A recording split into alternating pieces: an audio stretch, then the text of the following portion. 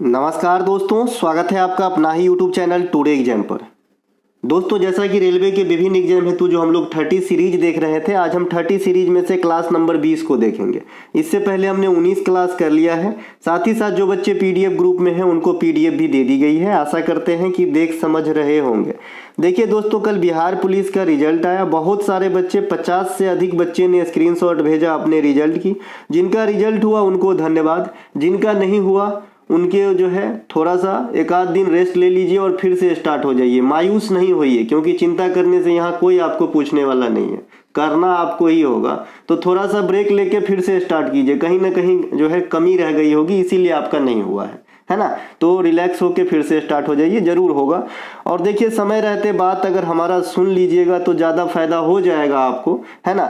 देखिए, मैंने कहा था कि बहुत सारे बच्चे जब कह रहे थे कि बिहार पुलिस, बिहार दरोगा का सीरीज चला दीजिए, मैंने कहा कि बिहार एसएससी वाला पढ़ के जाओ, आपका काम होगा।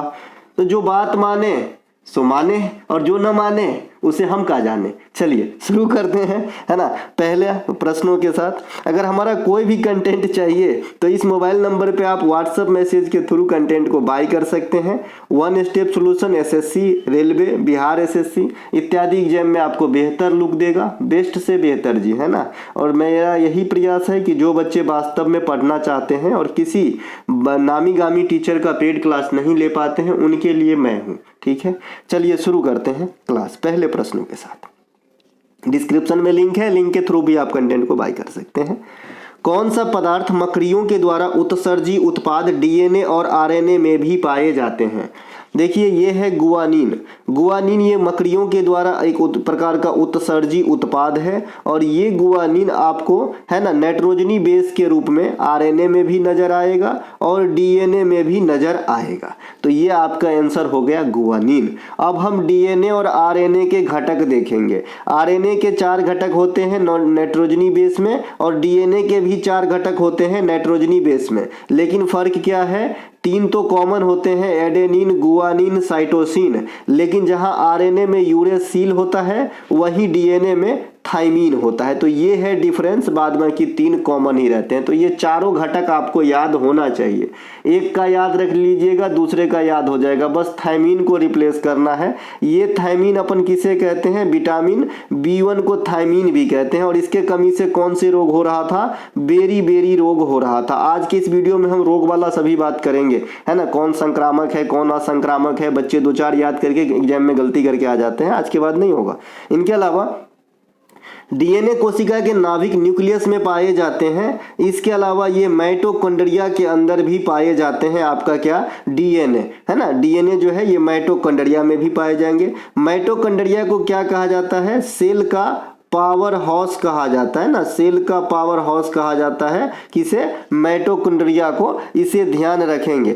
माइटोकॉन्ड्रिया जो है आपको मैंने बताया था प्रोकैरियोटिक प्रकार के जो सेल होते हैं उसमें नहीं पाया जाता है। ये सिर्फ यूकेरियोटिक सेल में ही पाए जाते हैं। डीएनए की खोज जो है 1869 में फ्रेडरिक मीसर नामक आदमी ने करा था। बाद में डबल हेलिक्स मॉडल का खोज करा वाटसन एवं क्रिक। तो खाली डीएनए कहेगा तो आपका आंसर फ्रेडरिक मीसर होगा। और डीएनए के डबल हेलिक्स मॉडल जो आपके सीढ़ी के जैसा इस प्रकार से होता है ना, इसकी खोज करा था कौन? तो इसकी खोज करा था आपका वाटसन एवं क्रिक ने। तो ये बाद में हुआ 1935 में, है ना। और ये 1869 में ही डीएनए की अवधारणा पेश की गई थी फ्रेडरिक मीसर के द्वारा। तो ये दोनों बात अलग अलग ध्यान रख लीजिएगा।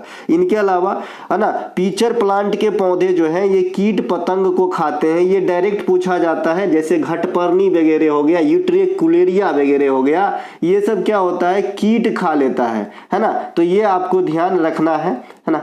इसके अलावा जो है, जो पौधे कीट पतंग खाते हैं वो पीचर प्लांट के होते हैं। यहाँ पे एक मनी प्लांट भी होते हैं, लोग घर में लगाते हैं, कहते हैं कि इससे पैसा आता है ना। इनके अलावा मकड़ी जो है ये अर्थोपोडा कुल के प्राणी हो जाएंगे। अर्थोपोडा, इसे हिंदी में अष्टपाद भी कहते हैं जी, है ना, अष्टपाद, है ना, अर्थोपोडा को। और मैंने बताया था कि ये जंतु जगत के ना सबसे बड़े जो है आपका समूह है अर्थोपोडा। इसमें मकड़ी आ जाते हैं, और मकड़ी के भी 8 पैर होते हैं। सजीव जगत के सबसे बड़े समूह कौन से हैं? थाइलोफाइटा। लेकिन अगर जंतु जगत का कहेगा तो क्या हो जाता है आपका? अर्थोपोडा। ठीक है। इसके अलावा भारत में प्रथम मकबरा जो शुद्ध इस्लामी शैली में निर्मित किया गया है कौन सा था, है ना। तो ये आपका बलबन का मकबरा, ये शुद्ध इस्लामी शैली में बनाए गए हैं। ये बलबन का मकबरा, बलबन कौन थे भैया, तो ये आपका जो है सल्तनत काल में गुलाम वंश का एक पॉपुलर शासक है बलबन। इसे जिले इलाही भी कहा जाता है ना, जिले इलाही, इस प्रकार से जिले इलाही, इस प्रकार से इन्हें कहा जाता है बलबन को, है ना। बलबन जो है सिजदा और पैबोस, नवरोज का त्योहार, लौह एवं रक्त की नीति, ये तीनों के लिए जो है इन्हें जानते हैं बलबन को, तो ये ध्यान रखेंगे। इनके अलावा हुमायूं का मकबरा आते हैं। हुमायूं का मकबरा देखिए मुगल कालीन सभी मकबरा में सबसे पहले डबल गुंबद वाला मकबरा था, ठीक है। हुमायूं का मकबरा, यह लाल सफेद बलुआ पत्थर से निर्मित है। इसके वास्तुकार मिर्जा ग्यास थे। यह मकबरा मुगल उद्यान मकबरा भी है, यानी गार्डन टाइप का मकबरा है, डबल सिलेंडर मकबरा है मुगलों में, है ना। इनके अलावा ये दिल्ली में स्थित है और इसका निर्माण जो है हुमायूं की विधवा बेगा बेगम, इसे हाजी बेगम भी कहते हैं, इनके द्वारा किया गया था। इसका निर्माण चार बाग शैली, है ना, या मुगल शैली में हुआ है। यह मुगल वास्तुकला में पहला दोहरी गुंबद वाली मकबरा थी। हुमायूं को चौसा की लड़ाई 1539 में तथा कन्नौज की लड़ाई 1540 में कौन हराया था, शेर शाह सूरी ने हराया था, है ना, शेर शाह सूरी ने हराया था। और इन्होंने सूर साम्राज्य की स्थापना करा था, है ना। सूर साम्राज्य की स्थापना कौन करा था, शेर शाह सूरी ने हुमायूं को, है ना, गद्दी से भगाने के बाद। इनके अलावा हुमायूं नामा के लेखक कौन है, गुलबदन बेगम है। ये नामा वाले काफी सारे किताब है जो एसएससी भी पूछते हैं, रेलवे भी पूछते हैं। हुमायूं नामा, अकबर नामा अबुल फजल, जंगल नामा अमिताभ घोष, इस प्रकार से, है ना, शाहनामा फिरदौसी, है ना, शाहजहां नामा इनायत खान, इस प्रकार से जो भी क्वेश्चन है ना ये आपसे एग्जाम में पूछा जाता है। चलते हैं आगे। इनके अलावा शेरशाह सूरी का मकबरा बिहार के सासाराम में स्थित है, इसे ध्यान रखेंगे, ये काफ़ी पूछे जाते हैं और छोटा सा क्वेश्चन है लेकिन नंबर देके जाता है। कुतुबुद्दीन ऐबक का मकबरा, इसको बनवाए थे कुतुबुद्दीन ऐबक का दामाद और गुलाम इल्तुतमिश, है ना। इल्तुतमिश अपना मकबरा खुद बनवाया था, मरने से पहले ही बना लिया था अपना मकबरा इल्तुतमिश। और कुतुबुद्दीन ऐबक के द्वारा जो स्टार्ट की गई थी आपका कुतुब मीनार की नींव रखी गई थी, उनको 3 मंजिल तक इल्तुतमिश ने बनवाया था। बाद कि ऊपर के जो 2 फ्लोर है वो तुगलक वंश के शासक फिरोज तुगलक ने बनवाया था। तो कुतुब मीनार को पूरा होने में 3 शासक का योगदान है, कुतुबुद्दीन ऐबक का, इल्तुतमिश का और फिरोज तुगलक का, ठीक है। अलाउद्दीन खिलजी का मकबरा, यह एक ऐसा मकबरा है जो इंस्टीट्यूट के अंदर बनाया गया है, यानी मदरसा के अंदर बनाया गया है। अलाउद्दीन खिलजी कई और चीज का निर्माण करवाए, जैसे जमात खाना मस्जिद, खिलजी मस्जिद, अलाई दरवाजा, ये कुतुबुद्दीन ऐबक के जो आपका कुतुब मीनार है उसी कुतुब मीनार पैलेस में है ना। इसके अलावा सीरी का किला, हजार खंभा महल, ये सब जो है अलाउद्दीन खिलजी ने किया था। पिछले या इससे पिछले क्लास में हमने आपको अलाउद्दीन खिलजी की दक्षिण विजय का क्रम जहां बताया था वहां पे इस शासक के बारे में पूरी विशेषता बता दिए थे, इसीलिए ज्यादा कुछ नहीं।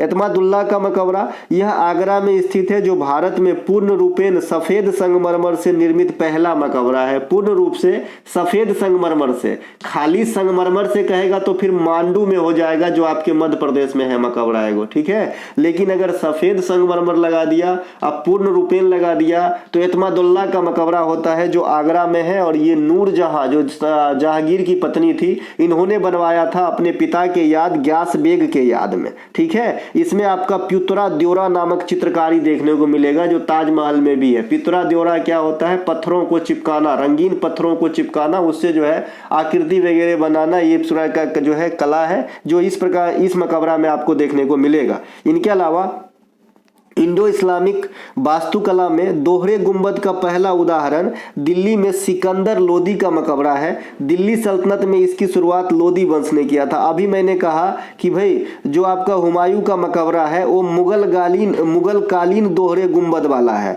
लेकिन अगर इंडिया में सल्तनत काल में दोहरे गुंबद वाला मकबरा कहेगा तो आपका किसके काल में आया था, लोदी वंश के काल में आया था, ठीक है भाई। तो ये ध्यान रखेंगे। इनके अलावा पत्थर की मस्जिद, ये काफी बार पूछे जाते हैं कहां पे है, तो पत्थर की मस्जिद ये बिहार के राजधानी पटना में स्थित है, राजपथ के पास, है ना। तो ये ध्यान रखेंगे। और ये बनाए थे आपका कौन, परवेज शाह, ये जहांगीर के बेटा था, तो इन्हें ध्यान रखेंगे। इनके अलावा अगला है सोडियम, मैग्नीशियम, एल्युमिनियम, सिलिकॉन में सबसे अधिक संयोजी इलेक्ट्रॉन किसके होंगे? तो ये सिलिकॉन के होंगे सबसे अधिक संयोजी इलेक्ट्रॉन। यहाँ पे काफ़ी कुछ पहले सीख लीजिए तभी आप फाइंड कर पाएंगे, नहीं तो ऐसे क्वेश्चन जब आपसे एग्जामिनर करेगा तो आपको दिक्कत में डाल देगा। जब आपको इलेक्ट्रॉनिक विन्यास लिखने आता होगा तभी आप ऐसे प्रश्न को सॉल्व कर पाएंगे। ठीक है, मैं सभी कुछ शॉर्ट में सिखाता हूँ, जो बच्चे नए हैं वैसे पहले भी सिखा चुका हूँ। देखिए सबसे पहले संयोजी इलेक्ट्रॉन क्या होते हैं मोटे मोटे तौर पे समझिए। ये पहली कक्षा, ये दूसरी कक्षा, ये तीसरी कक्षा को ही, ये न्यूक्लियस, ये मान लीजिए पहला कक्षा, ये दूसरा है, ये तीसरा कक्षा है मान लीजिए। ठीक है, ये टॉपिक वाइज में अलग से पढ़ा दिया हूँ, वहां से देख लीजिएगा। ठीक है, तो कक्षा का नाम हम KLM रख लेते हैं, 3 ही को पकड़ते हैं अभी, और उपकक्षा 4 को रख लीजिए, KLMN भी रख लेते हैं, ये चौथा हो गया। और उपकक्षा जो होता है उसको हम SPDF से डिनोट करते हैं। ठीक है, KLM को 1 2 3 4 पढ़िएगा, SPDF को 0 1 2 3 पढ़िएगा। ठीक है, और ये क्यों सिखा रहा हूँ, इलेक्ट्रॉनिक विन्यास लिखने के लिए बहुत जरूरी है। बहुत सारे गुरुजी ऐसे लाइन खींच खींच के सिखा देते हैं, लेकिन अगर एक बार भी ऊर्जा का स्थानांतरण या ऊर्जा का है ना, जो आपका अपभव सिद्धांत कहता है उसका उल्लंघन हुआ ना, तो आपका इलेक्ट्रॉनिक विन्यास देखने में तो सही लगेगा लेकिन आप गलत लिख के आ जाओगे। तो हमेशा ट्रिके पे मत चलिए, कोई चीज बेसिक भी जानिए थोड़ा सा। ठीक है, तो देखिए यहाँ पे मैं जो बताना चाह रहा हूँ कि इसमें जो है 1 2 3 4 हो जाएगा, ये कक्षा के नंबर 1 2 3 4, और यहाँ से मैंने कहा इसको 0 पकड़िए, इसको 1, इसको 2 और इसको 3। अब ऊर्जा कैसे ज्ञात करेंगे, जैसे 4s बड़ा कि 3d बड़ा। ठीक है, तो 4s का वैल्यू निकालिए, तो 4 कक्षा हो गया और s का वैल्यू कितना है 0, तो 4s बराबर आपका मान आया 4, और 3d बराबर कितना हो जाएगा 3 हो गया कक्षा, और d का वैल्यू कितना हो गया भैया 2, तो 2 ऐड करेंगे तो इसका वैल्यू आ गया 5। तो देखिए 4s और 3d में दोनों में से पहले में किस में इलेक्ट्रॉन फिल होंगे, तो आप कहोगे है ना, वैसे तो सुनने में लग रहा है कि 3d में होना चाहिए, नहीं, पहले 4s में होना चाहिए तब 3d में होना चाहिए। ये क्यों होता है, ये अफबाव का नियम कहता है कि इलेक्ट्रॉन भरने के क्रम में सबसे पहले लो एनर्जी वाले कक्षा में इलेक्ट्रॉन जाएगा, तब जो है उससे अपर, तब उससे अपर में जाएगा। ठीक है मेरे भाई, तो 4s और 3d में पहले 4s में तब 3d में भरता है। बस यही मोटो समझाने का था ये वाला, ये जो नंबरिंग डाल के मैंने आपको बताया है। ठीक है, अब इलेक्ट्रॉनिक विन्यास लिखते हैं। जैसे सोडियम का आपका कितना होता है, यहाँ पे आप देख सकते हैं आपके सामने सोडियम है, 11 नंबर होता है। सोडियम का क्या होता है, 11 नंबर होता है सोडियम का, है ना, परमाणु क्रमांक इसी पे लिखा आता है। तो इसको 1s2 2s2 2p6 कितना होगा जी 6 4 10, है ना, और 3s1 हो जाएगा। ठीक है, 2p6 3s1। तो इसके संयोजी इलेक्ट्रॉन के कैसे हो गया 2, और दूसरे कक्षा में 6 2 8 पूरा फुल है, और तीसरे कक्षा में कितने हो जाएंगे 1। तो ये आपका इलेक्ट्रॉनिक विन्यास हो गया सोडियम का 2 8 1। ठीक है, तो इसके संयोजी इलेक्ट्रॉन की संख्या कितने हो गए 1 हो गए, क्योंकि जो बाहरी कक्षा में इलेक्ट्रॉन होते हैं उसे संयोजी इलेक्ट्रॉन कहते हैं, और जो बच जाता है संयोजी इलेक्ट्रॉन के बाद, है ना, उसे अपन कोर इलेक्ट्रॉन कहते हैं। दोनों बात ध्यान रख लेंगे। ठीक है, इसी प्रकार से इसी चीज को मैं नीचे समझाया हूं, आइए थोड़ा समझते हैं। मैं लिख के समझाया हूं, बढ़िया से समझ में आएगा। सोडियम जिसका परमाणु क्रमांक 11 होता है, सोडियम का इलेक्ट्रॉनिक विन्यास 2 8 1 होता है। कैसे होता है मैंने अभी आपको ऊपर में लिख के दिखाया था। सोडियम का लैटिन नाम नेट्रियम से लिया गया है। इसमें हमेशा किरोसिन में डुबा कर रखा जाता है, और जिसको नहीं लिखना आता है बिल्कुल ना, तो टॉपिक बैच में आप जाके देखिएगा, मैं पीरियोडिक टेबल पढ़ाया हूं, उसे पढ़ लीजिएगा, या PDF होगा तो पीरियोडिक टेबल वाला पढ़िएगा।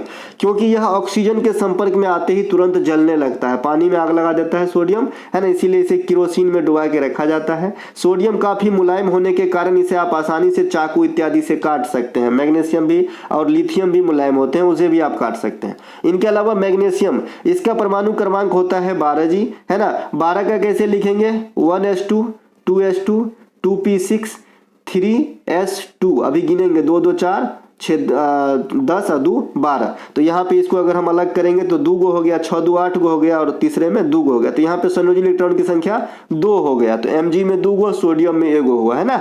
इसके अलावा मैग्नीशियम का रंग कैसा होता है, तो चांदी के जैसा रंग होता है इसका, ये डायरेक्ट भी क्वेश्चन पूछा गया है। ठीक है, इनके अलावा एल्यूमिनियम का परमाणु क्रमांक 13 होता है। इसका इलेक्ट्रॉनिक विन्यास लिख लेंगे 1s2 2s2 2p6 है ना, 3s3 होगा, 13 होगा ना, 2 2 4 6 10 3 13। तो यहाँ पे आपकी संयोजी इलेक्ट्रॉन कौन सा हो गया, 2 हो गया, 8 हो गया और 3 हो गया। तो ये जो तीसरी कक्षा में 3 गो है, तो ये आपका 3 संयोजी इलेक्ट्रॉन की संख्या हो गया। अर्थात एल्युमिनियम में संयोजी इलेक्ट्रॉन की संख्या 3 होती है। भारत में सबसे ज्यादा एल्युमिनियम प्रगलन केंद्र कहाँ पे है, उड़ीसा में है। और एल्युमिनियम से जो संबंधित कंपनी है हिंडाल्को, ये कहाँ पे है, महाराष्ट्र में। और नाल्को कहाँ पे है, उड़ीसा में। डायरेक्ट पूछा जाता है ये नाल्को कहाँ पे है, जैसे इसरो पूछा जाता है, जैसे आपका भाभा रिसर्च सेंटर पूछा जाता है, वैसे नाल्को उड़ीसा में, हिंडाल्को महाराष्ट्र में। याद रखेंगे एल्युमिनियम वाला संयंत्र है। इनके अलावा पॉली का अपवर्जन सिद्धांत क्या कहता है, अभी आप सीखे नहीं होंगे इलेक्ट्रॉनिक विन्यास लिखना, मैं समझ रहा हूं, नीचे और भी बताऊंगा तब पूरे तरीके से समझ जाओगे।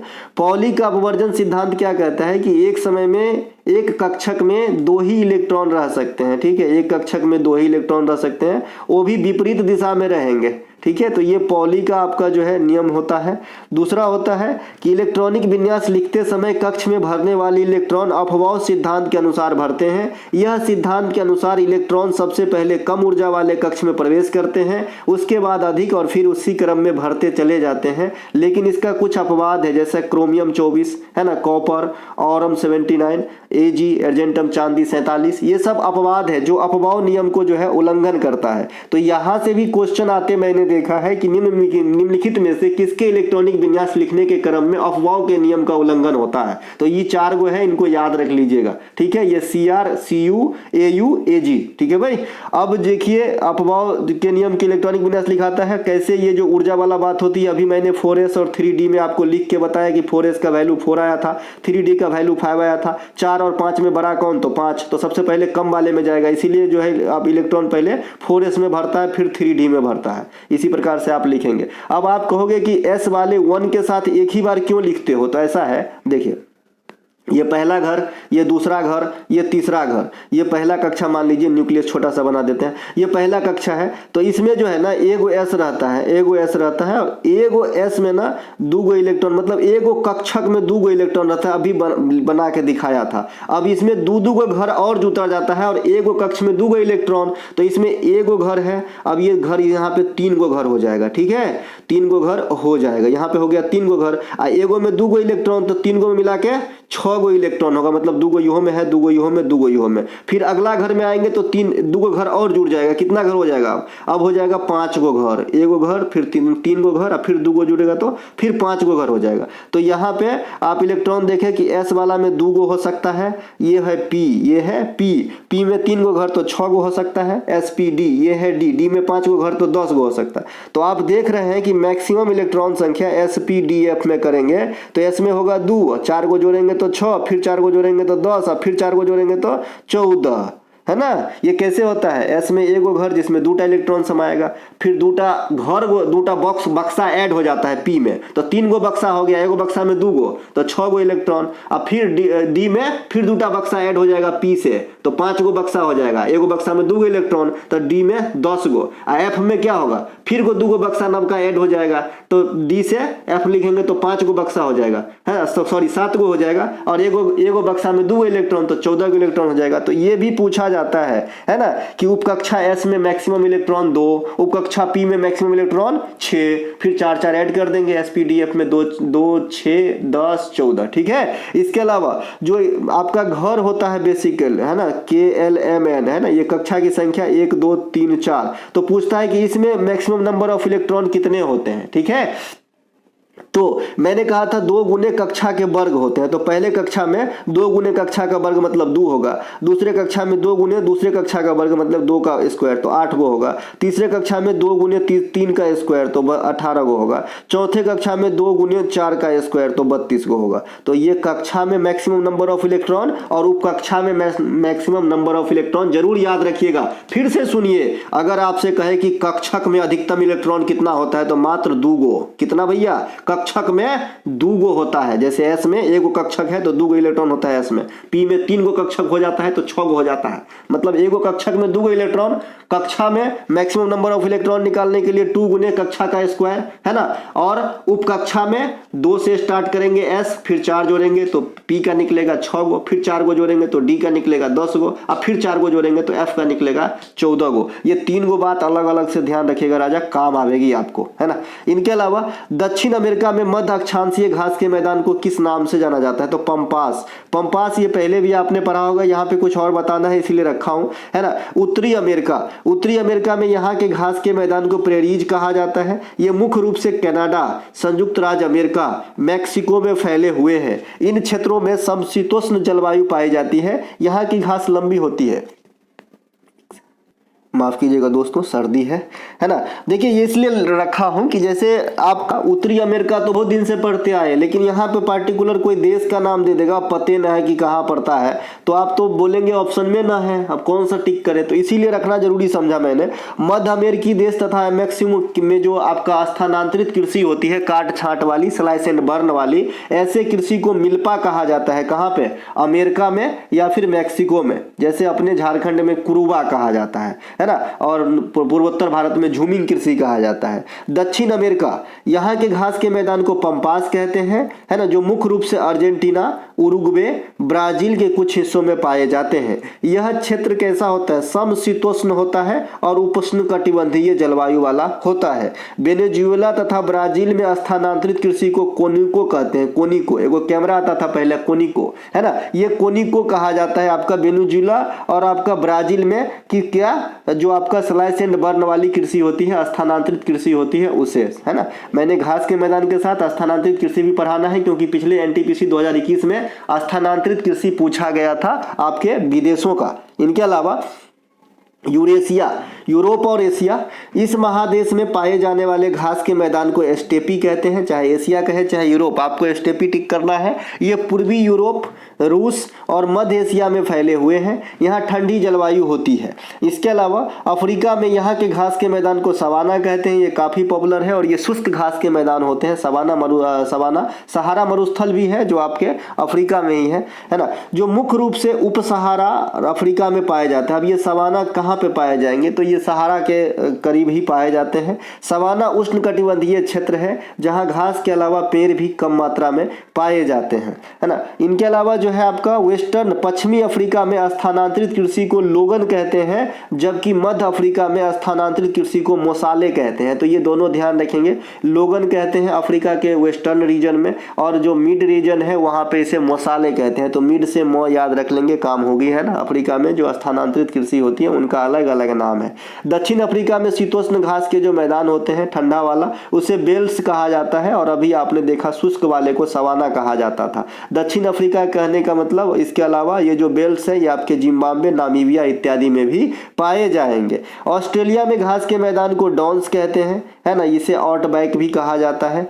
ये अधिक शुष्क और गर्म होते हैं, यहाँ कम वर्षा होती है जहाँ पे इस प्रकार की घास पाई जाती है। श्रीलंका में स्थानांतरित कृषि को चेन्ना कहा जाता है। ये आपके एनटीपीसी 2021 में पूछा गया था कि श्रीलंका में घास के मैदान को क्या कहते हैं। श्रीलंका में माफ कीजिएगा, स्थानांतरित कृषि को क्या कहते हैं। अच्छा, घास का मैदान निकल गया मुंह से, तो श्रीलंका के घास के मैदान को पटाना कहा जाता है। ये बात भी ध्यान रख लेंगे। श्रीलंका से बहुत कुछ याद रखना है, इनको स्वतंत्रता भी याद रखना, 1948 में हुआ था। यहाँ पे एलिफेंटा पास भी याद रखना है, श्रीलंका के अंदर है एलिफेंटा पास। एलिफेंटा गुफा बंबई में है, एलिफेंटा पास श्रीलंका में है। जाफना है यहाँ पे, कच्छे थेबू है यहाँ पे, है ना, कहाँ पे? श्रीलंका में। चलते हैं आगे।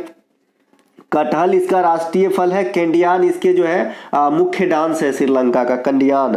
इनके अलावा मानव शरीर में ग्लूकोज की कमी से कौन सा रोग होता है जो दृष्टि क्षमता को प्रभावित करने के साथ साथ जनन क्षमता को भी प्रभावित करता है? अब देखिए, ग्लूकोज की अधिकता तो बहुत बार एग्जामिनर ने पूछ लिया कि भाई इंसुलिन की कमी जब होती है तो शरीर में क्या होता है, जो शुगर का लेवल है वो बढ़ जाता है, अर्थात ग्लूकोज बढ़ जाता है और मधुमेह या चिनिया बीमारी हो जाती है। लेकिन इसके जस्ट उल्टा, अगर ग्लूकोज कम हो जाए तो हाइपो हाइपोग्लाइसीमिया होती है। हाइपोग्लाइसीमिया नामक बीमारी जब शरीर में अग्नाशय से जरूरत से ज़्यादा इंसुलिन का स्त्रावन होने लगता है तो ये इंसुलिन जो है शर्करा को न्यूट्रल करने का काम करता है, बैलेंस करने का काम करता है, तो बहुत ज़्यादा ग्लूकोज की कमी हो जाती है और इस कमी को हम ही हाइपोग्लाइसीमिया कहते हैं। और इस बीमारी में जो है आँख की रोशनी के साथ साथ जनन क्षमता में भी कमी आती है। ठीक है, इसके अलावा चिनिया बीमारी तो आप सभी जानते हैं, घाव वगैरह होते हैं तो भरता ही नहीं है चिनिया बीमारी में, है ना। विटामिन ए रेटिनॉल की कमी के कारण भी आंख के कई सारी बीमारी होती है, जैसे जीरोप्थेलेमिया, मोतियाबिंद, रतौंधी, ग्लूकोमा, ट्रकोमा, है ना। ये सब जो है आपका आंख की बीमारी है और जो भी आंख की बीमारी होती है वो विटामिन ए के कमी के कारण होती है। जनन क्षमता में कमी आती है जी विटामिन ई के कमी के कारण। ठीक है, इसके अलावा टेस्ट ट्यूब बीबी, है ना, निषेचन पात्र में होता है, तत्पश्चात प्रतिस्थापन माता के शरीर में होता है। इस संदर्भ में IVF का फुल फॉर्म पूछा जाता है और आपका हरित क्रांति के संदर्भ में HYV का फुल फॉर्म पूछा जाता है। HYV का होता है हाई यील्डिंग वेराइटी और IVF का होता है इन विट्रो फर्टिलाइजेशन। ठीक है, अब देखिए एक क्वेश्चन आपसे पूछा जा सकता है कि इंडिया का पहला स्टेट कौन सा है जिन्होंने IVF वाली सुविधा जो है सरकारी अस्पताल में निःशुल्क कर दिया। तो ये है भैया गोवा। गोवा में जिन दंपति को जो है नेचुरली संतान नहीं हो रहे हैं तो इनको जो है ये कृत्रिम विधि से संतान जो है लेने की फैसिलिटी गोवा सरकार ने दिया था। तो ये ध्यान रखेंगे, इंडिया में पहला राज्य गोवा है और हर घर जल वाला राज्य भी इंडिया में पहला गोवा ही है, उन्हें भी ध्यान रखिएगा। गोवा सबसे छोटू तटीय रेखा वाला राज्य है और क्षेत्रफल के हिसाब से भी सबसे छोटू है। इनके अलावा यहाँ पे कोंकणी भाषा बोली जाती है। इंसुलिन जो मानव शरीर में अग्नाशय के बीटा कोशिका से निकलती है, इसके कमी से मधुमेह रोग होती है। अर्थात इंसुलिन का मुख्य कार्य जो है शर्करा को बैलेंस करना है, शुगर लेवल को बैलेंस करते रहना है। पीलिया एक प्रकार का जॉन्डिस जिसे गांव घर में कहते हैं। बिलिरुबिन की मात्रा बढ़ जाती है तो पीलिया हो जाती है। इसमें त्वचा और आंख में पित्त वर्णकों का जमाव हो जाता है जिससे शरीर पीला हो जाता है, पेशाब पीला होने लगता है और इसमें हम लोग गाँव में ठंडा ठंडा पदार्थ बोलते हैं कि खाओ, है ना। और पहले ऐसे भी ठीक हो जाता था, है ना, वो जमाना अलग था। हमारे यहाँ एक मिट्टी वाला बाबा है, मिट्टी लगा देते हैं, जॉन्डिस ठीक हो जाता है, मैंने खुद देखा है ठीक होते। अब पता नहीं क्या है उस मिट्टी में, भगवान जाने। चलिए, इनके अलावा लीवर को मानव शरीर में केमिकल की फैक्ट्री कहा जाता है। यह मानव शरीर में सबसे बड़ी ग्रंथि होती है। लीवर में यूरिया का उत्पादन तथा पित्त का उत्पादन भी होता है। पित्ताशय में जाकर पित्त जमा होता है गाल ब्लैडर में, जो पित्त के पास अलग एक थैली होती है। इनके अलावा पित्त का जो डक्ट है ना वो कहाँ पे लीवर का जो डक्ट है, मुंह है, वो कहाँ जाके खुलता है, तो ये छोटी आंत के डेडुनम में जाके खुलता है। ये भी एक इंपॉर्टेंट क्वेश्चन है, पास्ट में पूछा गया है। ठीक है भाई, ध्यान रखिएगा, छोटी आंत के तीन भाग जो होता है ना, उसके डेडुनम में जाके खुलता है आपका लीवर का मुखरा, है ना। इनके अलावा जो आपका लीवर, यहाँ लवर लिखा गया है, लीवर से अलग एक थैली है। लीवर में यूरिया का निर्माण भी होता है। लीवर ग्लूकोज को ग्लाइकोजेन के रूप में स्टोर करता है और ग्लाइकोजेन जो है कार्बोहाइड्रेट का कौन सा फॉर्मेट है, तो आपको जो है पॉलीसेकेराइड है। सेलुलोज, ग्लाइकोजेन, ये सब पॉलीसेकेराइड है। लीवर की सबसे खतरनाक बीमारी सिरोसिस होता है, जो शराब इत्यादि पीने से होती है। और इस बीमारी के बाद जो गरीब आदमी है वो ऊपर जाते हैं और जो अमीर आदमी है वो क्या करते हैं भैया, लीवर ट्रांसप्लांट करवाते हैं। इनके अलावा सबसे पहले हृदय प्रत्यारोपण किसने किया था, ये भी क्वेश्चन पूछा जाता है। डॉक्टर क्रिश्चियन बोनार्ड ने किया था, साउथ अफ्रीका में, ध्यान रखिएगा। इनके अलावा मेथेमेगोग्लोबिनिया इस प्रकार की एक बीमारी है जिसे ब्लू बेबी सिंड्रोम कहा जाता है। ये जन्मोटी बच्चा में होता है और थोड़ा शिशु में भी हो सकता है। जब वो जल के माध्यम से नाइट्रेट जो है ग्रहण कर लेते हैं, शरीर जो है नीला होने लगता है आपका ब्लू बेबी सिंड्रोम में, और ऑक्सीजन की लेवल रक्त में कम हो जाती है, तो इसे क्या कहते हैं, ब्लू बेबी सिंड्रोम। ये खतरनाक टाइप की बीमारी होती है। इनके अलावा संक्रामक रोग क्या होता है और संक्रामक रोग क्या होता है ना। SSC भी पूछती है, रेलवे भी पूछती है और स्टेट गवर्नमेंट तो पूछती है। हम लोग क्या करते हैं कि कुछ बीमारियां याद कर लेते हैं, अरे जरबे ना याद कर लो तो कोई दिक्कत ना होगा। देखिए, संक्रामक रोग क्या होता है, जो बाहरी कारकों से होता है, जैसे जीवाणु, विषाणु, प्रोटोजोआ, अमीबा, इस सब से अगर जो बीमारी लग रहा है तो इसे संक्रामक बीमारी कहेंगे। और हम तो पहले से याद कर रखे हैं, जीवाणु से होने वाला, विषाणु से होने वाला, कवक से होने वाला, तो झट से पकड़ लेंगे कि संक्रामक बीमारी में आ जाएगा। तो विशेष बात कहने की जरूरत नहीं है, संक्रामक बीमारी की यही पहचान जो बाहरी कारकों से होता हो, है ना।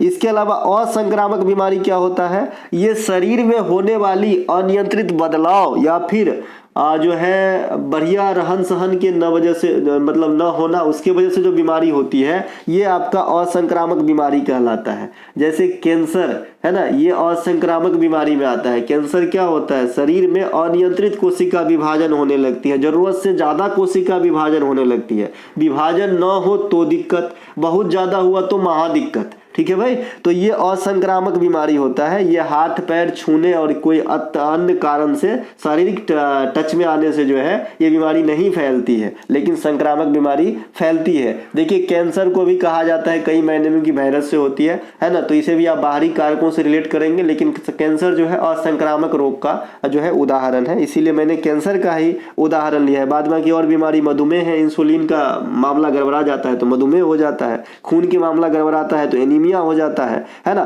गठिया, लैक्टिक एसिड जो बहुत मेहनत करते हैं और संधि पे यानी जो भी जोड़ है वहां पे उसके खांचा में जाके लैक्टिक एसिड जब जमा होने लगता है तो वही दर्द देता है, जिसे गौट या गठिया कहते हैं, है ना। तो कहने का मतलब है जो बाहरी कारकों से डायरेक्ट हुआ वो संक्रामक, और जो शरीर में बदलाव से हुआ वो असंक्रामक। कलिंग नरेश खारवेल की हाथी गुम्फा प्रशस्ति किस भाषा में अंकित है? तो जो कलिंग नरेश थे वो उड़ीसा कलिंग है ना, उत्कल तट भी कहते हैं, तो भैया प्राकृत भाषा में लिखे गए थे।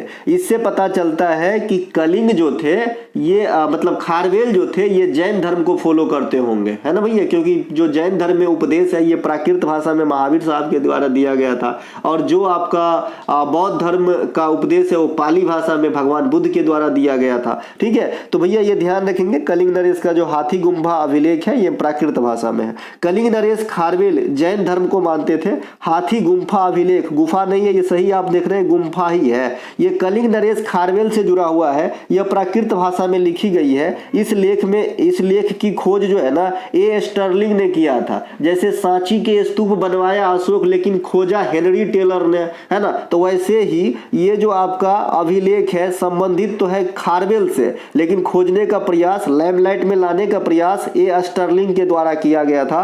ध्यान रखेंगे। उदयगिरी का गुफा देखिए उड़ीसा राज्य में है, वहीं पे आपको ये हाथी गुम्फा भी मिलेगा, लेकिन उदयगिरी का गुफा उड़ीसा में मध्य प्रदेश में भी है, ये मैंने पहले भी बताया है। प्रसिद्ध कलिंग युद्ध 261 बीसी में मौर्य सम्राट अशोक और तत्कालीन कलिंग नरेश अनंत पद्मनाभ या फिर नंदराज, ये दोनों में से कोई एक ही नाम होगा जब आपको पूछेगा कि कलिंग युद्ध के समय वहां का शासक कौन था। इन दोनों में से एक ही नाम होगा। काफी सारे क्वेश्चनों को टटोलने के बाद मैंने ये निष्कर्ष पे पहुंचा। ठीक है, तो ये अनंत पद्मनाभ और नंदराज दोनों में से कोई एक ही होगा, ध्यान रखिएगा। इसके बीच लड़ा गया था, है ना, और इस युद्ध में जो है विजय कौन रहे थे? अशोक रहे थे। अगर आपसे कल होके पूछे कि भाई जो कलिंगा युद्ध हुआ वो संभवतः किस नदी के किनारे हुआ था, तो ये आपका दया नदी के किनारे हुआ था। जैसे भाई हड़प्पा काल से कई प्रकार के क्वेश्चन नदियों को रिलेट करके पूछा जाता है, तो क्या इससे नहीं पूछा जा सकता, है ना।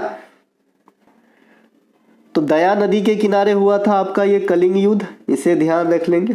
इसके अलावा इसी विजय के उपरांत मौर्य प्रांत जो पहले 4 भागों में बटा हुआ करता था अब 5 भाग हो गया है। कौन कौन सा? तक्षशिला, उज्जैनी, पाटलिपुत्रा, स्वर्णगिरी तो पहले से था, और कलिंग भी जीत लिए तो ये 5वां बना। तो एक क्वेश्चन पूछा जाता है कि मौर्य साम्राज्य के 5वें प्रांत के रूप में किसे जोड़ा गया, तो कलिंग को, है ना।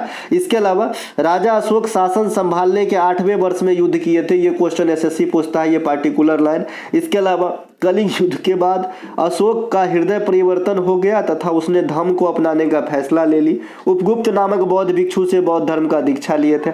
कलिंग युद्ध का वर्णन जो अशोक के 13वें शिलालेख है वहां पे देखने को मिलेगा। इसके अलावा अशोक का जो शिलालेख है, अभिलेख है, ये ब्राह्मणी, खरोष्टी, अरमाइक और ग्रीक लिपि में लिखी गया है। ये चार में से 3 गो इसमें से दे देगा, एगो दूसर का दे देगा, पूछेगा कि इनमें से कौन सी लिपि में अशोक का शिलालेख नहीं लिखा गया है, तो आपको याद रहेगा तबे न मारेंगे। इसके अलावा इनकी भाषा कैसा है? प्रकृत भाषा है। अधिकांश शिलालेख की जो भाषा है प्रकृत भाषा है, और जो जेम्स प्रिंसेप है ये सबसे पहले ब्राह्मणी लिपि वाले शिलालेख को पढ़ने का काम 1837 में करा था, तो ये बात भी आपको ध्यान रखना है। ठीक है मेरे भाई। इसके अलावा समुद्रगुप्त के दरबारी कवि हरिसेन के द्वारा प्रयाग प्रशस्ति जो है लिखा गया, जो संस्कृत भाषा में है और ये इलाहाबाद में स्थित है। और इसको जो है समुद्रगुप्त को दरबारी कवि है आपका हरिसेन, और समुद्रगुप्त को भारत का नेपोलियन भी कहा जाता है। देखिए दोस्तों, तबीयत खराब होने के बाद भी मैं इसलिए पढ़ा रहा हूँ क्योंकि मैं नवंबर में, है ना, 3-4 नवंबर से मेडिकली थोड़ा जो है काम है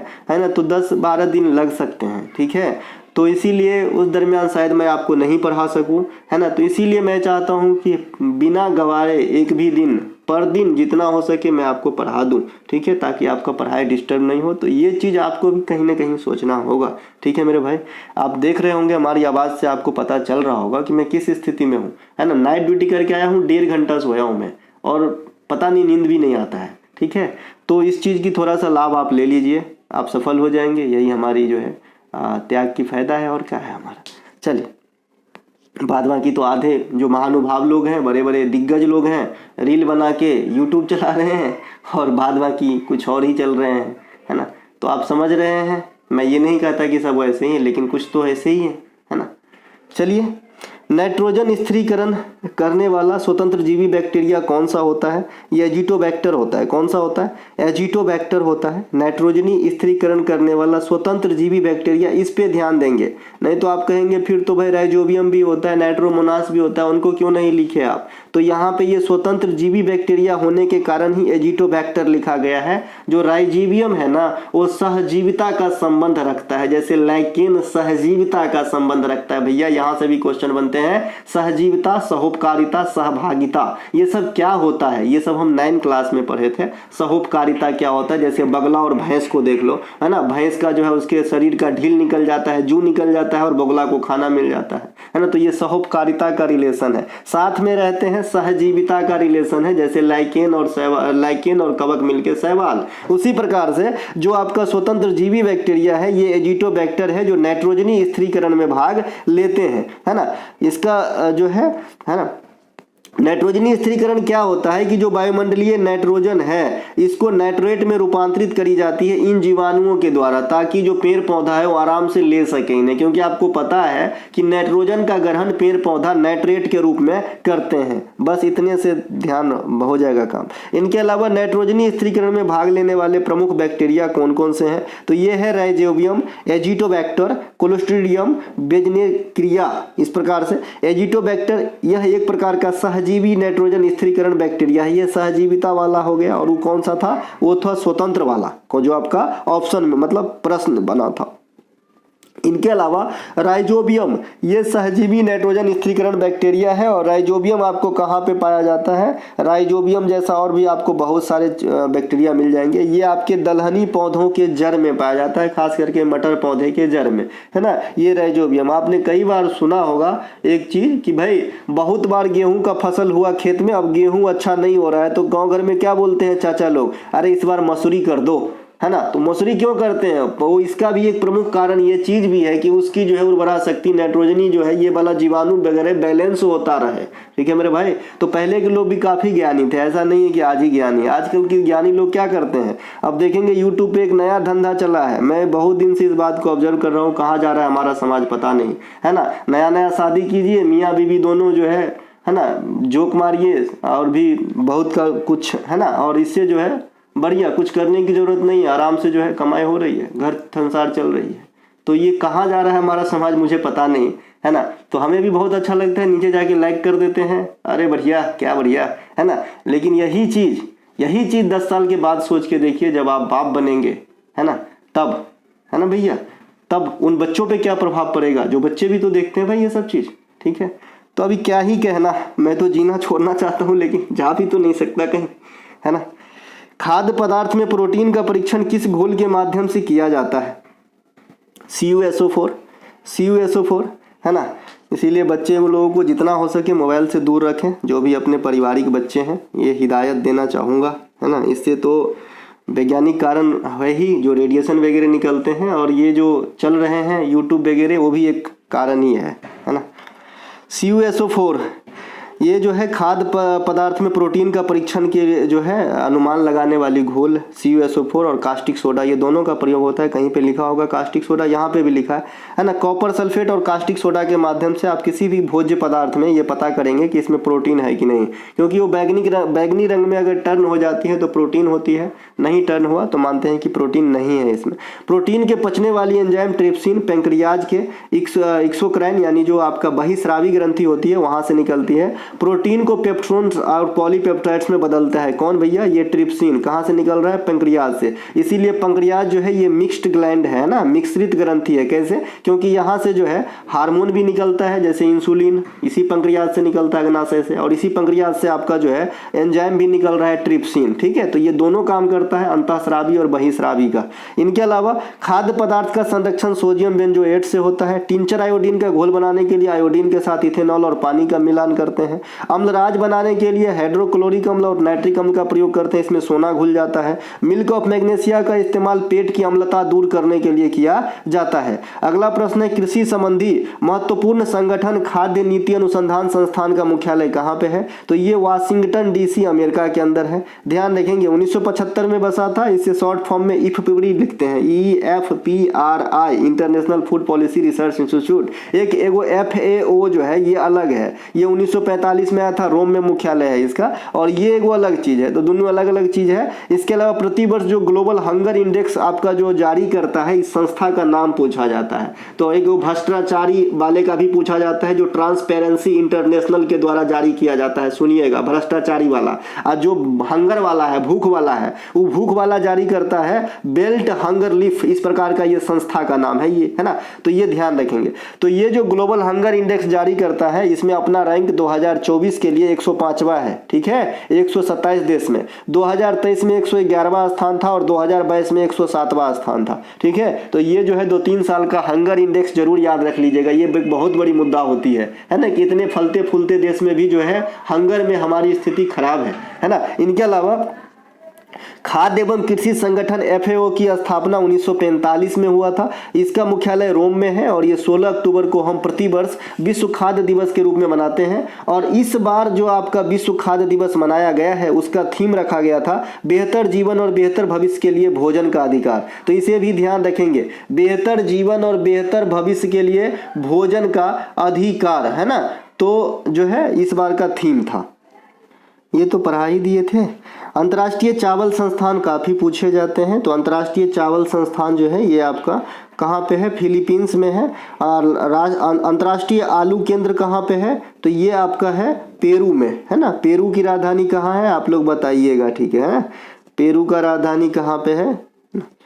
इसके अलावा राष्ट्रीय चावल संस्थान ये उड़ीसा में है और राष्ट्रीय आलू संस्थान शिमला में है। तो दोनों आलू और चावल, है ना, दाल भात चटनी में, है ना, आलू और चावल दोनों का जो है अंतर्राष्ट्रीय और राष्ट्रीय संस्थान जरूर याद रखिए, ये पूछे जाते हैं। विश्व मौसम विज्ञान संगठन जेनेवा स्विट्जरलैंड में है। इसकी स्थापना 1950 में की गई थी। इसकी स्थापना के दिवस पर विश्व मौसम दिवस जो है प्रतिवर्ष 23 मार्च को मनाया जाता है, ध्यान रखेंगे।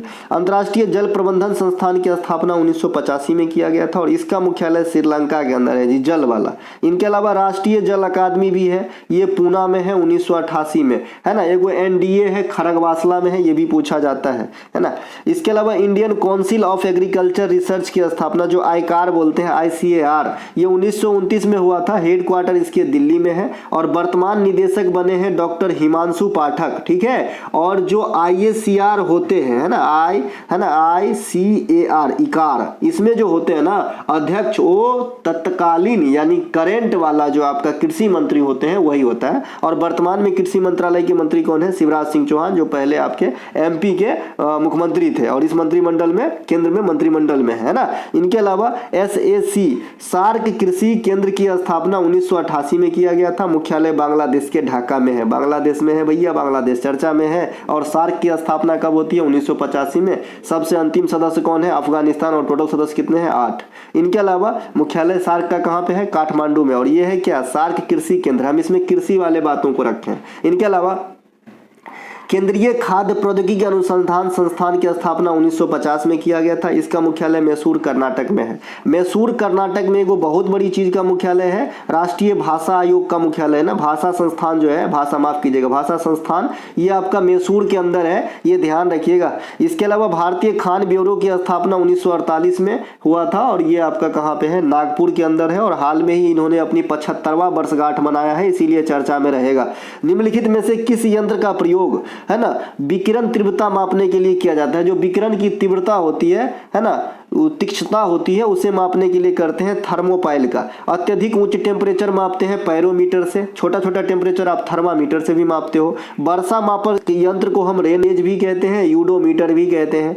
पौधों में जो वाष्पोत्सर्जन दर होता है वेपरेशन वाला, उसको मापते हैं पोटोमीटर से। विद्युत परिपथ में दो बिंदुओं के बीच विभवांतर मापने वाले यंत्र को पोटेंशियोमीटर कहते हैं। इसे अगर आप घुमाएंगे आगे पीछे करेंगे तो वोल्टेज कम ज्यादा होता है। इनके अलावा विद्युत धारा को मापने पर हम मापते हैं हम अमीटर से, और किस में मापते हैं, एम्पियर में। यथार्थ एम्पियर क्या हो गया, मात्रक हो गया।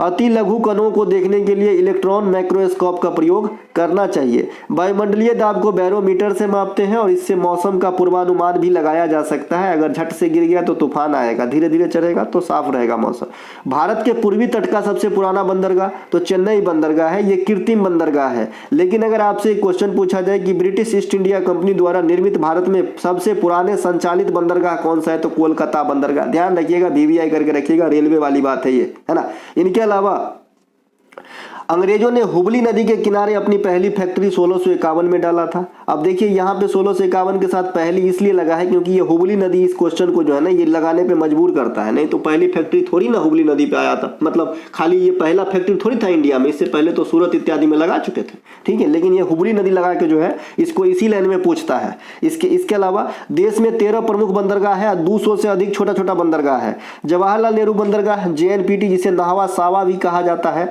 ये बंबई में है। 1889 में स्थापित हुआ था और ये भारत का सबसे बड़ा कंटेनर पोर्ट है वर्तमान में।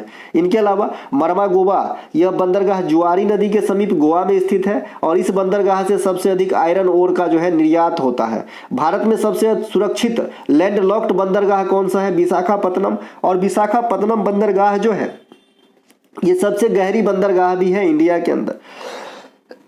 माफी। पश्चिमी तट पर मुंबई, कांडला, मैंगलोर, JNPT, मारमा गोवा और कोच्चि बंदरगाह है। पूर्वी तट पे बंदरगाहों में चेन्नई, तूतीकोरिन, विशाखापत्तनम, पारादीप, कोलकाता, एन्नौर, ये सब पूर्वी तट के बंदरगाह है। कॉफी पतन आपने सुना होगा, कई बार रेलवे पूछता है। कॉफी पतन जो है सेंटोस बंदरगाह को कहा जाता है, ये ब्राजील में है और ब्राजील में सबसे अधिक जो है आपका कॉफी का उत्पादन होता है और ब्राजील को सांपों का देश भी कहा जाता है।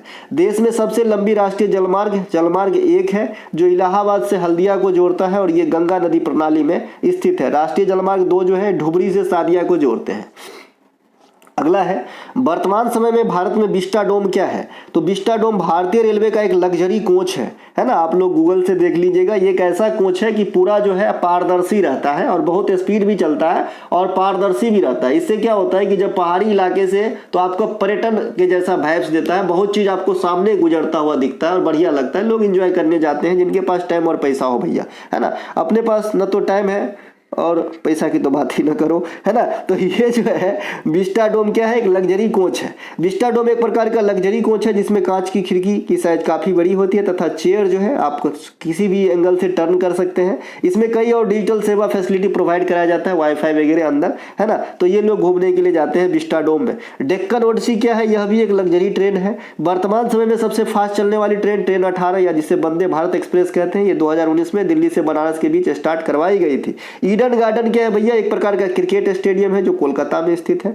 साउथ कोस्ट रेलवे जोन, ये इंडिया का सबसे लेटेस्ट रेलवे जोन है जिसका मुख्यालय आपका कहां पे रहेगा, नहीं लिखे हैं क्या, तो आप लोग ही कमेंट कीजिएगा। चलिए मैं बता देता हूं, विशाखापत्तनम में है ना। इनके अलावा मानव नेत्र में रेटिना पर बने हुए प्रतिबिंब की सूचना मस्तिष्क को कौन देता है, सबसे पहले तो हम ये जानते हैं प्रतिबिंब रेटिना पे बनता है। अब हमारी बात आ गई कि भाई रेटिना पे जो प्रतिबिंब बनती है इसका जो है सूचना सिग्नल मस्तिष्क को तक कौन भेजता है, तो ऑप्टिकल नर्व भेजता है ना, जो रेटिना के पास ही रहता है साइड में।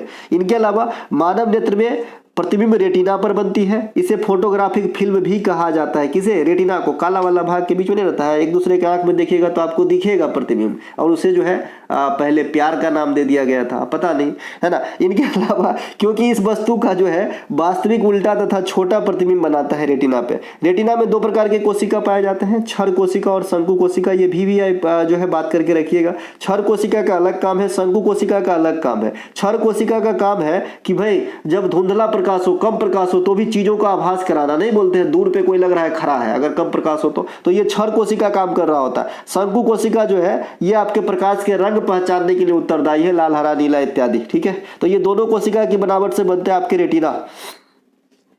मानव नेत्र के स्पष्ट दर्शन की न्यूनतम दूरी 25 सेंटीमीटर है। अगर कोई चीज अच्छे से देखना चाहते हैं तो 25 सेंटीमीटर पर रखिए। नेत्र के सबसे बाहरी भाग को कॉर्निया कहते हैं। नेत्रदान में यही कॉर्निया डोनेट किया जाता है। परितारिका जिसे आइरिस भी कहते हैं, आंख का रंग इसी पे डिपेंड करता है। किसी को जो है नहीं बोलते सुरीली अखियों वाली, ठीक है, तो ये जो रंग है ना ये परितारिका पे जो है आपका डिपेंड करता है। पुतली जिसे पुपिल कहते हैं, ये प्रकाश के नेत्र जो प्रकाश प्रवेश करता है आंख में, तो ये पुपली एक छिद्र होता है, इसी के माध्यम से जाता है आपके आंख में और हमारे आंख में भी। मानव नेत्र उत्तल लेंस की तरह कार्य करते हैं। बाद बाकी नेत्र दोष तो आपको पता ही होगा। निकट दृष्टि दोष कहेगा ना तो समझिएगा दूर का वस्तु नहीं दिख रहा है, अवतल लेंस का चश्मा लगाएगा। दूर दृष्टि दोष कहेगा इसका मतलब निकट का वस्तु नहीं दिख रहा है, उत्तल लेंस का चश्मा लगाएगा। ये थोड़ा उल्टा है, नाम से जस्ट उल्टा है, याद रखने के लिए ट्रिक है ना। 9 क्लास में पढ़ते हैं अपन। वास्तविक प्रतिबिंब को पर्दे पे उतारा जा सकता है, ध्यान रखिएगा। इसके अलावा भारत के 41वें धरोहर के रूप में 2023 में किसे शामिल किया गया था? ये मैं कॉपी किया हूँ क्वेश्चन, ये वाला पार्टिकुलर क्वेश्चन किसी अन्य क्लास से, क्योंकि मुझे जानना है कि बताना है कि ये जो है क्वेश्चन आपके एग्जाम में आएगी। और आप तो है कि भाई हमारी हर वीडियो शायद नहीं देखते होंगे, तो इसीलिए मैंने कॉपी कर लिया है, ठीक है। भारत के 41वें विश्व धरोहर कौन सा है जिसे यूनेस्को में 2023 में शामिल किया गया है? शांति निकेतन। शांति निकेतन 2023 में आया है। भारत में पहली बार 1983 में 4 चीज आया था, ताजमहल, अजंता का गुफा, एलोरा की गुफा और आगरा का किला।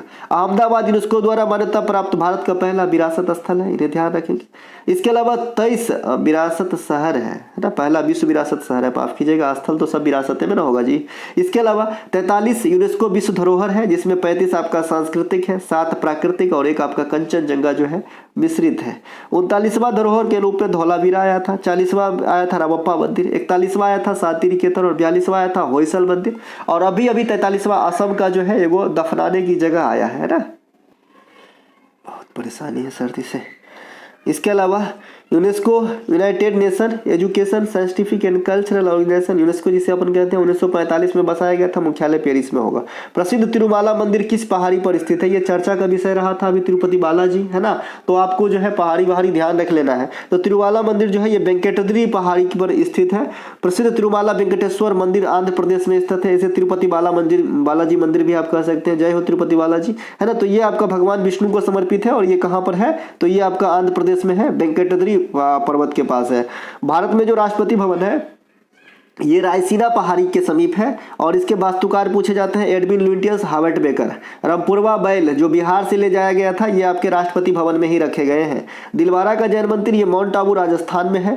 पारसनाथ की चोटी पे शिखर जी जैन मंदिर है जो झारखंड राज्य में स्थित है ना। इसके अलावा प्रसिद्ध कावेरी नदी का उद्गम है ना कर्नाटक के ब्रह्मगिरी पर्वत से होती है। तो दोस्तों ये थे आज का क्लास। अगर अच्छा लगा हो तो लाइक कीजिएगा, अपने दोस्तों में शेयर कीजिएगा। आज जो भी रेस्ट PDF है क्लास 19 का वो मिल जाएगा, है ना। और क्लास 36 सीरीज SSC वाला मेंस वाला का तो वो भी मिल जाएगा। मैं रात में कोशिश करूंगा कि जो है आपको दे दिया जाए। तो मिलेंगे अगले वीडियो में, तब तक के लिए जय हिंद। अगर आपको अच्छा लगे तो लाइक कीजिएगा, दोस्तों को शेयर कीजिएगा और मन से पढ़िए, ठीक है। अगर कोई सा भी कंटेंट चाहिए डिस्क्रिप्शन में लिंक है, आप लोग कंटेंट बाय कर सकते हैं और अपने सपनों को जो है साकार कर सकते हैं। जय हिंद दोस्तों।